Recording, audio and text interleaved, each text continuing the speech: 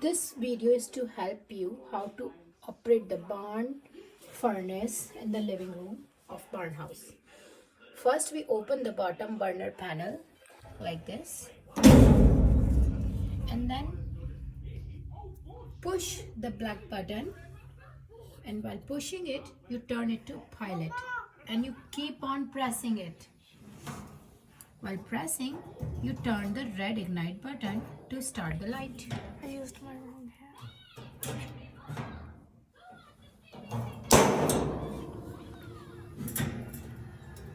And once it's lit, turn the pilot knob to on.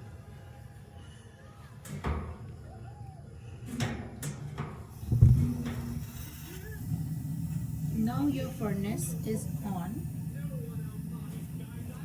Then you close the bottom burner panel. And once the heater is turned on, the temperature can be controlled by the thermostat located in the living room near the arcade wall.